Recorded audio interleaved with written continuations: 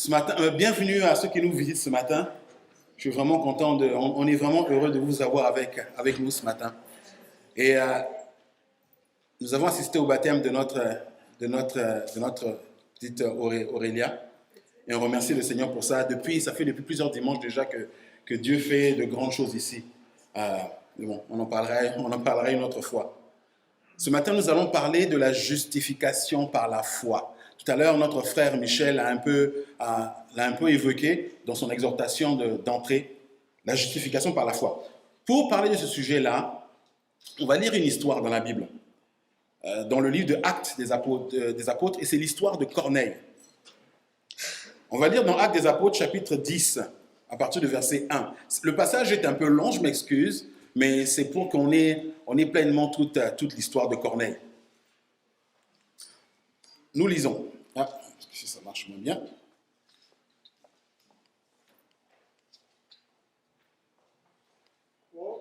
C'est bon? Il y avait à Césarée un homme nommé Corneille, centenier de la cohorte dite italienne. Cet homme était pieux et craignait Dieu avec toute sa maison. Il faisait beaucoup d'aumônes au peuple et priait Dieu continuellement. Vers la 9e heure du jour, il vit clairement dans une vision un ange de Dieu qui entra chez lui et qui lui dit « Corneille !» Les yeux fixés sur lui et saisi d'effroi, il répondit « Qu'est-ce, Seigneur ?» Et l'ange lui dit « Tes prières et tes aumônes sont montées devant Dieu et il s'en est souvenu. Envoie maintenant des hommes à Joppé et fais venir Simon, surnommé Pierre. Il est logé chez un certain Simon Corroyeur, dont la maison est près de la mer. » Dès que l'ange qui lui avait parlé fut parti, Corneille appela 2 de ses serviteurs et un soldat pieux d'entre ceux qui étaient attachés à sa personne. Et après leur avoir tout raconté, il les envoya à Joppé. Pierre descendit, et donc il y a un passage ici où Pierre a une vision, et ensuite les envoyés de Corneille arrivent vers Pierre. Et Pierre descend du toit pour les rencontrer. Donc Pierre donc descendit du toit et dit à ces hommes, « Voici, je suis celui que vous cherchez. Quel est le motif qui vous amène ?» Ils répondirent, « Corneille, centenier, homme juste et craignant Dieu, et de qui toute la nation des Juifs rend un bon témoignage, a été divinement averti par un saint ange de te faire venir dans sa maison et d'entendre tes paroles. » Pierre les fit entrer et il les logea. Le lendemain, il se leva et partit avec eux. Quelques-uns des frères de Joppé l'accompagnèrent. Ils arrivèrent à Césarée le jour suivant. Corneille les attendait et avait invité ses parents et ses amis intimes. Lorsque Pierre entra, Corneille, qui était allé au-devant de lui, tomba à ses pieds et il se prosterna. Mais Pierre le releva en disant « Lève-toi, moi aussi, je suis un homme. »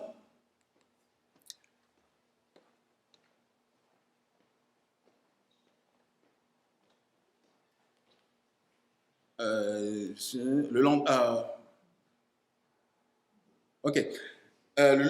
leva partir avec eux. Quelques-uns, et conversant avec lui, il y a une phrase qui en trouve. Il entra et trouva beaucoup de personnes réunies. « Vous savez, leur dit-il, il est défendu à un juif de se lier avec un étranger ou d'entrer chez lui. Mais Dieu m'a appris à ne regarder aucun homme comme souillé et impur. C'est pourquoi je n'ai pas eu d'objection à venir. Puisque vous m'avez appelé, je vous demande donc quel motif pour quel motif vous m'avez envoyé chercher. » Corneille dit, il répond à Pierre, « Il y a 4 jours, à cette heure-ci, je priais dans la maison à la 9e heure, et voici un homme vêtu d'un habit éclatant se présenta devant moi et dit, « Corneille, ta prière est exaucée. Et Dieu s'est souvenu de tes aumônes. Envoie donc à Joppé et fais venir Simon, surnommé Pierre. Il est logé dans la maison de Simon Croyeur, près de la mer. Aussitôt j'ai envoyé vers toi, et tu as bien fait de venir. » Maintenant donc, nous sommes tous devant Dieu pour entendre tout ce que le Seigneur t'a ordonné de nous dire. Alors Pierre, ouvrant la bouche, dit, « En vérité, je reconnais que Dieu ne fait point acception de personne, mais qu'en toute nation, celui qui le craint et qui pratique la justice lui est agréable. Il a envoyé la parole aux fils d'Israël en leur annonçant la paix par Jésus-Christ, qui est le Seigneur de tous. Vous savez ce qui est arrivé dans toute la Judée, après avoir commencé en Galilée à la suite du baptême que Jean a prêché. Vous savez comment Dieu a oint du Saint-Esprit et de force Jésus de Nazareth, qui allait de lieu en lieu, faisant le bien et guérissant tous ceux qui étaient sous l'empire du diable, car Dieu était avec lui. Nous sommes tous témoins de tout ce qu'il a fait dans le pays des Juifs et à Jérusalem. Ils l'ont tué en le pendant au bois. Dieu l'a ressuscité le 3e jour et il a permis qu'il apparût non à tout le peuple, mais aux témoins choisis d'avance par Dieu, à nous qui avons mangé et bu avec lui après qu'il fut ressuscité des morts. Et Jésus nous a ordonné de prêcher au peuple et d'attester que c'est lui qui a été établi par Dieu, juge des vivants et des morts. Tous les prophètes rendent de lui le témoignage que quiconque croit en lui reçoit par son nom le pardon des péchés. Quand Pierre prononçait encore ces mots, le Saint-Esprit descendit sur tous ceux qui écoutaient la parole. Tous les fidèles circoncis qui étaient venus avec Pierre furent étonnés de ce que le don du Saint-Esprit était aussi répandu sur les païens, car ils les entendaient parler en langue et glorifier Dieu. Alors Pierre dit, peut-on refuser l'eau du baptême à ceux qui ont reçu le Saint-Esprit aussi bien que nous? Et il ordonna que tous furent baptisés au nom du Seigneur. Aujourd'hui, nous faisons la connaissance de Corneille. C'est une belle histoire. Désolé, c'est un peu long, mais de temps en temps, ici, parfois, on lit de longs passages. Ça fait du bien aussi. On fait la connaissance de Corneille. Corneille est ce qu'on appelle un centenier. C'était, à l'époque, dans l'armée romaine, c'était un officier de l'armée romaine. Corneille était un Romain. Et Corneille a réussi le tour de force. Ah, ça marche plus, c'est bon? Corneille a réussi le tour de force de se faire non seulement accepter, mais aimé par le peuple juif. Ok. Pour nous, aujourd'hui, l'équivalent, ce serait comme si un anglophone qui parle un peu français vient au Québec parce qu'il aime le Québec, il habite là et réussit à se faire nommer Premier ministre. Ça, c'est l'équivalent. C'est à peu près comme ça. Pour nous, c'est quelque chose qui est quasiment impossible. Et Corneille était non seulement donc un homme qui aimait le peuple juif, mais le peuple juif l'aimait en retour. Alors que lui, c'était l'occupant quand même, faut pas abuser. C'était des gens qui occupaient Israël et qui les maltraitaient jour après jour, qui levaient des impôts sur eux. Mais cet homme-là était particulier. Corneille était un homme qu'on ne rencontre pas couramment dans la Judée de l'époque. Mais pour l'instant, on va laisser Corneille de côté. On va laisser un peu Corneille de côté, on y reviendra dans quelques instants. Il y a des jeunes parmi nous, on a demandé aux ados de rester avec nous. Il y a quelques-uns. Dommage que les enfants ne soient pas là, parce que j'ai une histoire pour vous. J'aimerais un peu qu'on fasse travailler notre imagination, quelques secondes. Imaginez un monde. On va imaginer un monde parfait, où tout est beau, tout est parfait. Les hommes vivent dans la présence de Dieu. Les hommes vivent en paix. Il n'y a pas de guerre, il n'y a pas de maladie. Tout le monde, du plus petit au plus grand, porte des vêtements blancs éclatants. Quand je dis éclatants, éclatants. Et cet éclat-là, rien ne peut le ternir. Vous imaginez un peu? Vous arrivez à imaginer un peu ça? Un monde comme ça où tout le monde est en blanc et rien ne peut salir votre vêtement. Vous prenez du sable, vous mettez, ça ne se salit pas. Le vêtement reste brillant, reste éclatant. Vous pouvez même faire de la boue, mettre sur le vêtement, c'est comme s'il est totalement imperméable à la saleté. Ni la terre, ni la boue. Et la nuit, même pas besoin de flambeau, pas besoin de torches ou de lumière. Parce que ces vêtements-là sont tellement éclatants qu'ils éclairent tout le monde. Donc quand vous marchez dans la nuit comme ça, pas besoin de... Parce que la présence de Dieu qui se manifeste dans ces vêtements éclatants-là éclaire partout.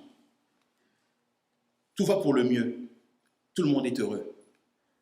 Jusqu'au jour où ces mêmes hommes-là, dans ce monde-là, se rebellent contre Dieu. Et l'effet de cette rébellion-là est immédiat sur ce monde-là. Je ne vous perds pas encore, ça va? Vous me suivez toujours? Oui. C'était un exercice de la pensée. Et l'effet sur ce monde-là de la rébellion des hommes est immédiat. Tout de suite, Ce monde est totalement dévasté et est couvert de cendres, une cendre noire, gluante, qui recouvre tout ce que l'homme connaît. Ça recouvre les arbres, ça recouvre l'herbe, ça recouvre les animaux, ça recouvre les hommes, ça recouvre les maisons, ça recouvre les habits, ça recouvre tout. Tout en est saturé. L'eau en est saturée. Les arbres, tout. Même les nuages sont maintenant devenus gris, totalement gris de cendre. Et plus personne désormais n'a d'habits éclatants. Plus personne.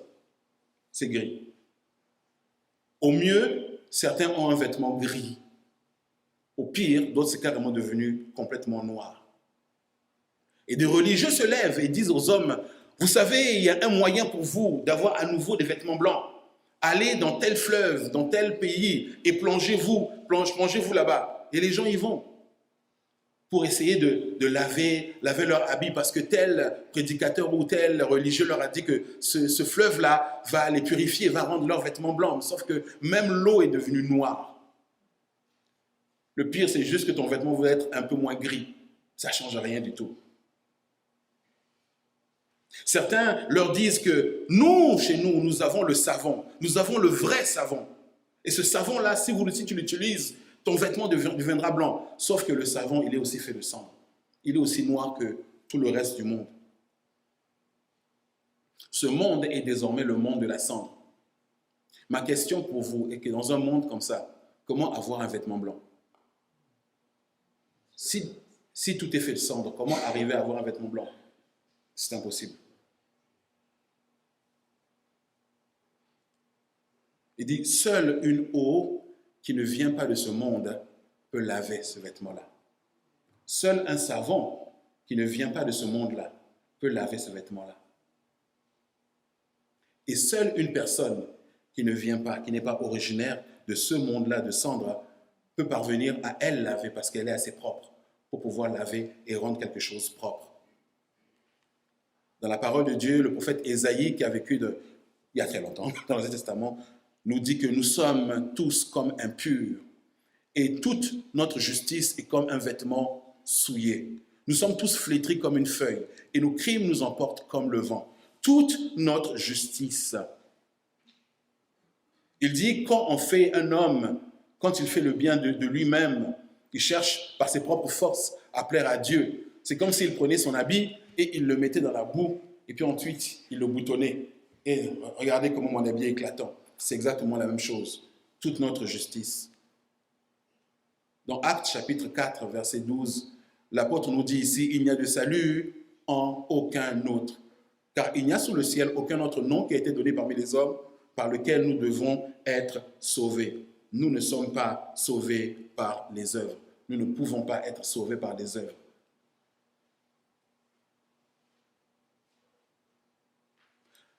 Un homme marchait le long d'une muraille. Il faisait beau, il était insouciant. Et il n'a pas vu que le long de la muraille, à un moment donné, il y avait des toilettes publiques, et il y avait un trou. Il n'a pas fait attention, il a glissé, et il est tombé dans la fosse septique. Tchoubou, vous connaissez la fosse septique? Il est tombé dans la fosse septique.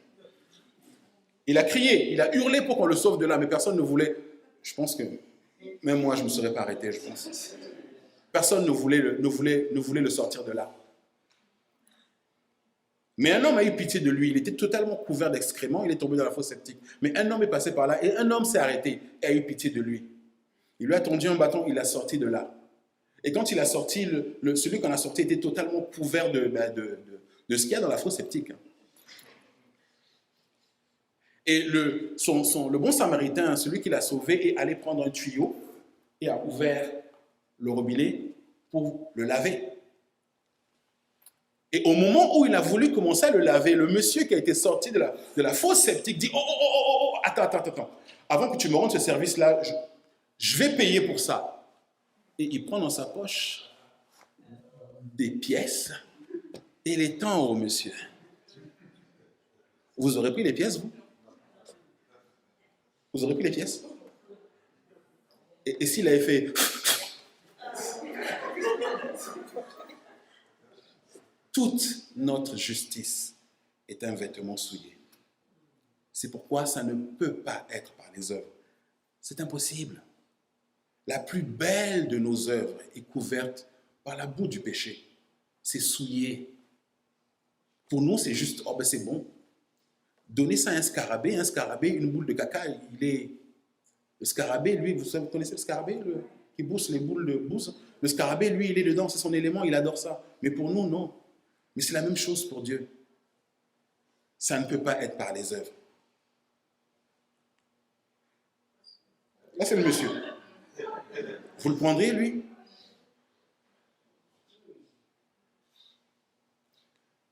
Ce n'est pas par les œuvres, ce n'est pas possible. C'est impossible. C'est impossible. C'est pourquoi Dieu, dans sa grande bonté, il a décrété que ça ne peut être que par la foi. Vous ne pouvez que accepter. Nous ne pouvons rien donner pour nous laver. Nous ne pouvons rien donner pour nous purifier. Nous ne pouvons rien donner. Il n'y a aucun acte qui va faire qu'on va maintenant arriver à être acceptable. C'est comme si ce monsieur sort de là, il prend une serviette, et puis s'essuie un peu, et puis il dit, bon ben, hey, donne-moi un câlin. Non. Non. Même laver, sérieusement, mais bon, c'est notre histoire. Éphésiens chapitre 2, versets 8 à 9. Car c'est par la grâce que vous avez été sauvés. C'est une grâce de Dieu. C'est un don. C'est un cadeau. Un cadeau. C'est par grâce que vous avez été sauvés. Par le moyen de la foi. Et cela ne vient pas de vous. C'est le don de Dieu. Le don gratuit de Dieu. Ce n'est point par les œuvres afin que personne ne se glorifie. Maintenant, revenons à notre ami Corneille au début. Corneille était quelqu'un qui avait la faveur des Juifs. On le sait, la Bible le dit. Mais Corneille avait surtout la faveur de Dieu. Je ne sais pas pour vous, mais aucun ange ne m'est un jour apparu pour me dire « Yann, Dieu t'a entendu là, ce que tu as demandé, et il m'a envoyé spécialement pour toi, pour te donner la réponse. » Moi, je ne sais pas pour vous, mais moi, je n'ai jamais eu ça. Ceux à qui Dieu, dans la parole de Dieu, a dit qu'il a entendu et exaucé leurs prières ne sont pas très, très nombreux. Ils ne sont pas légion. Dieu l'a dit à Abraham. Quand Abraham priait pour son fils Ismaël, en demandant que Ismaël aussi soit béni, Dieu a dit, pour Ismaël, je t'ai entendu et je t'ai exaucé. Ismaël aussi deviendra une grande nation, mais mon alliance, je l'établis avec Isaac, avec ton fils Isaac. Il dit, il a exaucé. Dieu a exaucé aussi Abraham pour son neveu Lot, quand les anges étaient allés pour détruire les villes de Sodome et Gomorrhe. Dieu l'a exaucé. Il a négocié, mais à chaque fois, Dieu l'a exaucé. Daniel, le prophète Daniel, qui était à Babylone, quand il priait, un ange est venu lui apporter la réponse de Dieu. Quand tu t'es mis à prier, la réponse est venue, on m'a envoyé vers toi pour t'apporter la réponse. Zacharie, le père de Jean-Baptiste, quand il était dans le Saint des Saints, il a vu une apparition qui lui a dit, Zacharie priait pour avoir un enfant, pour avoir un fils. Dieu lui a dit, le Seigneur a entendu tes prières et tu as été exaucé. Bon, Zacharie a été incrédule, mais ça c'est notre histoire. Le nombre de personnes à qui Dieu a dit, je t'ai entendu, je t'ai exaucé, il n'y en a pas beaucoup. Dieu a exaucé une multitude de personnes dans la parole de Dieu. Mais mon point est, ceux à qui il a directement dit, ou envoyé un ange pour le dire, ils ne sont pas nombreux. Ils ne sont pas nombreux. Et tous, quasiment tous étaient descendants d'Abraham, étaient peuple de l'Alliance. Quasiment tous. Pas un Romain qui vient d'un peuple incirconcis et païen. Et cet homme-là fait partie de ce petit nombre de personnes. Non seulement Dieu envoie un ange à Corneille, mais Dieu lui confirme que ses prières ont été entendues, ses prières ont été exaucées et que les aumônes qu'il a faites ont été agréées. Vous comprenez ça? Que ces prières sont montées devant le Tout-Puissant. Les prières de Corneille. Un homme qui lui savait qu'il était même hors de l'alliance. Dieu s'en est souvenu. Ok. Je ne sais pas pour vous, mais si c'était moi, si j'étais à la place de Corneille, après avoir entendu tout ça, Yann, Dieu a entendu tes prières et m'a envoyé vers toi pour te dire qu'il t'a vu et il est content de toi. Ce que tu fais, good job. Ce que tu as fait là, bon travail. Sinon, je me demandais, qu'est-ce que tu veux maintenant là? Vous savez ce que je leur ai demandé? Vous savez? Je leur ai dit, je veux mourir tout de suite. Ah, je meurs tout de suite là, c'est fini. Ah, moi, c'est fini là, j'ai atteint je pars là direct. N'est-ce pas? Dieu nous atteste qu'il est satisfait de nous. Pourquoi je prends le risque de continuer encore ici, prendre le risque de faire n'importe quoi ou de gâcher ce que j'ai fait là? Tu me prends tout de suite là, je pars maintenant, hein, avec les trompettes et tout, je pars tout de suite là. Mais et pourtant, malgré tous ces témoignages-là, malgré cette preuve de l'approbation, de l'affection et de l'amour de Dieu dirigé vers Corneille, malgré tout ceci, ce n'était pas suffisant pour avoir sa place au ciel. Ce n'était pas suffisant pour Corneille. Et Corneille était loin du compte. Corneille était très loin du compte. Dieu lui demande de faire appeler Pierre et dit, va, maintenant, si vraiment tu veux être sauvé, va appeler Pierre, fais-le venir, et tu vas entendre des choses. C'est d'après ce que tu auras entendu là, c'est ça, par là que tu seras sauvé. Va faire venir Pierre. La King James Version dit, il te dira ce que tu dois faire. Et quand Pierre se lève, le discours que Pierre fait, il n'est pas très extraordinaire. Là. Il y a des discours beaucoup plus longs. Il y a un diacre qui s'appelait Étienne, qui avait été lapidé par les Juifs dans le livre des Actes, au début du livre des Actes. Et Étienne fait tout un long discours. Il donne toute l'histoire d'Israël jusqu'à la fin, juste pour arriver à Jésus, juste avant qu'on le lapide. Mais Pierre ne dit rien d'extraordinaire ici. Il dit, vous savez tous comment ils ont fait mourir Jésus et que Dieu l'avait oint de puissance et de force. Il allait partout, il faisait le bien. Et en son nom, voilà, c'est tout ce que Pierre a dit. Et pendant que Pierre disait ça, une chose s'est passée. Tous ceux qui entendaient écouter Pierre croyaient ce que disait Pierre. Ils avaient la foi. Ils ont cru aux paroles de Pierre, ils ont cru à ce que Pierre leur disait. Et parce qu'ils ont cru à ce qu'il disait, le salut est entré dans leur cœur. Le salut est entré dans leur vie. Et le Saint-Esprit est venu. Dieu nous déclare justes, c'est-à-dire légalement non coupables. Il nous déclare justes lorsque nous mettons notre foi dans son Fils pour le pardon de nos péchés. Rien de plus, rien de moins. Il nous déclare justes quand nous mettons notre foi en Jésus. Je mets ma foi en lui pour le pardon de mes péchés. That's it. C'est tout ce qu'il réclame. On passe de la vie à la mort, de la condamnation à la justification devant Dieu en un battement de cils. Pas besoin de monter l'auditoire Saint-Joseph à genoux ou de faire de longues prières. Il n'y en a pas besoin. Il n'y a pas besoin de ça. Au passage, le mot foi en grec, c'est pistéo. Mais pistéo, ce mot-là qu'on utilise beaucoup, la foi, on le dit souvent, j'ai foi en Jésus. J'ai foi en lui. J'ai foi en Jésus. J'ai foi. Mais vous savez que ce mot-là se traduit aussi en français par le mot confiance. C'est le même mot. Maintenant, on dit facilement souvent j'ai foi. Mais est-ce qu'on peut dire j'ai confiance en lui? C'est moins facile à dire.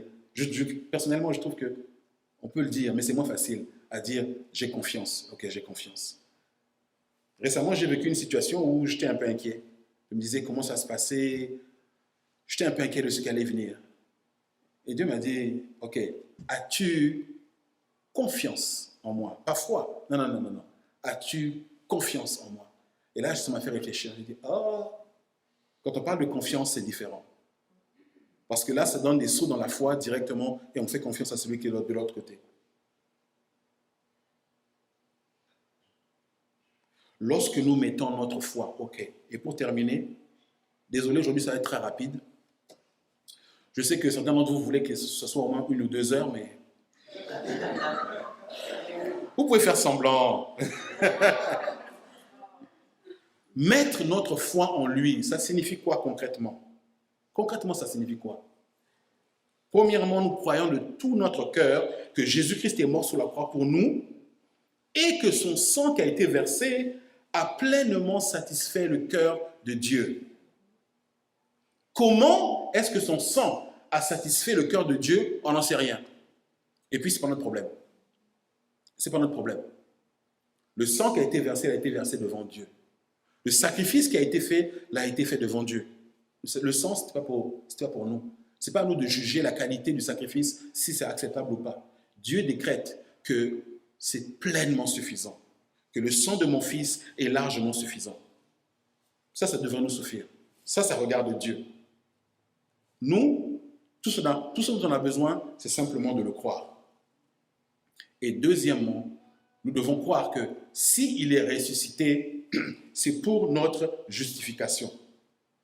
Il y a 2 dimanches ou 3 dimanches, ou bref, je ne compte même plus les dimanches, j'ai parlé du souverain sacrificateur le jour de Yom Kippour. Vous vous rappelez? Pour ceux qui étaient là. Yom Kippour, chez les Juifs, c'est le jour du grand pardon. Et dans l'ancien culte, c'est ce jour-là que le souverain sacrificateur rentrait dans le lieu, dans le Saint des Saints, au fin fond, pour offrir le sacrifice. Et si jamais le sacrifice était refusé, bam, il mourrait sur place. Et donc le fait que le souverain sacrificateur sorte vivant du Saint des Saints signifiait que le sacrifice avait été accepté et que Dieu était satisfait et que le peuple était pardonné. Donc moi, si j'étais un juif de l'époque, la seule façon pour moi de savoir si Dieu m'avait pardonné à moi et nous permettait de vivre encore une année de plus, c'était de voir le souverain sacrificateur sortir vivant du Saint des Saints. De la même façon, nous, même si le sang a été accepté, même si le sacrifice a été accepté, nous le savons que nous avons été justifiés parce qu'il est ressuscité. Et ça, c'est un signe, ça c'est pour nous. Le signe de la résurrection nous a été donné, c'est pour nous. C'est pour notre justification. Sa résurrection est la preuve de notre pardon. Il est la preuve que le sacrifice a été agréé et que nous sommes effectivement totalement justifiés. Certains trouvent ça simple, trop simple. Comment est-ce que simplement en croyant, on parvient au salut? Cette même parole-là peut être donnée à un enfant et l'enfant parvient au salut. Cette même parole-là est donnée à un enfant, une enfant, et cet enfant a accepté le Seigneur et est parvenu au salut. Des vieillards parviennent au salut. Des universitaires parviennent au salut. Des militaires parviennent au salut. Des cultivateurs illettrés totalement parviennent au salut. Des pécheurs, des mendiants, des lépreux, des gens dont le monde ne veut pas, des gens qui n'ont jamais été instruits. Avec cette même parole, c'est la même parole, ils parviennent au salut. Qui peut faire des choses comme ça, si ce n'est pas Dieu? Si c'était par l'argent, là, on serait mal parti. Si le salut se gagnait par l'argent ou par les œuvres, on serait mal parti.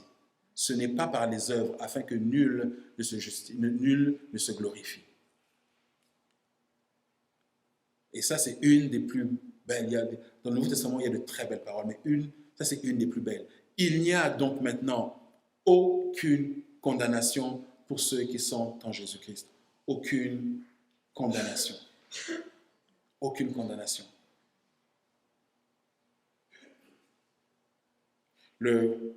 Si aujourd'hui, ce pas-là, tu ne l'as pas fait, si aujourd'hui, tu es en chemin, en recherche, tu crois, tu sais que Dieu existe, tu sais qu'il y a une force quelque part dans l'univers, mais crois vraiment en Dieu, non. Aujourd'hui, si tu entends cette parole-là, et que dans ton cœur, quelque chose te dit, ça, c'est la vérité, je t'invite à l'accepter aujourd'hui. Il n'y aura pas d'éclair, il n'y aura pas de tonnerre, il n'y aura pas de grand bang. Ce ne sera même pas visible peut-être des gens autour de toi. Mais la vie nouvelle va prendre maintenant racine. La vie nouvelle de Dieu va prendre racine dans ton cœur.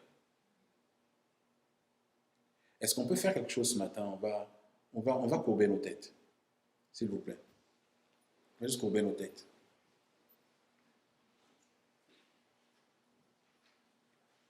J'aimerais poser une question. Vous poser une question. Si aujourd'hui, cette parole-là vous a touché, si aujourd'hui, vous voulez commencer cette marche-là, je vous invite juste à lever votre main. Personne ne regarde, on n'est pas timide. Levez juste votre main simplement, là où vous êtes assis. Je ne vais pas vous demander de vous lever, il n'y a pas de problème, je ne vais pas vous exposer. Mais levez juste votre main pour qu'on puisse prier pour vous tous ensemble.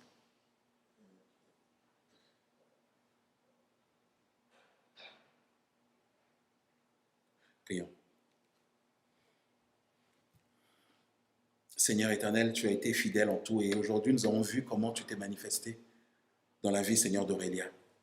Nous avons vu comment, Seigneur, tu l'as rachetée. Elle est à toi, désormais, et pour l'éternité. Tu connais, Seigneur, les cœurs qui soupirent après toi, les soupirs que la bouche ne peut pas exprimer. On n'est pas caché devant toi, on est nu. Il n'y a aucun vêtement, Seigneur, rien qu'on peut mettre entre toi, entre nous et ton regard. Alors ce matin, nous voulons nous mettre à nu devant toi. Tu connais les cœurs qui soupirent après toi.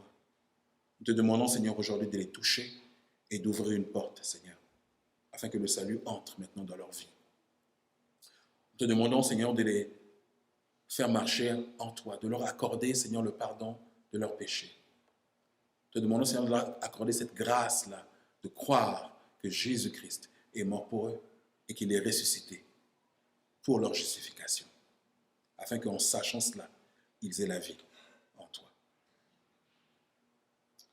À toi soit toute la gloire, Père, à toi soit toute l'honneur, en Jésus notre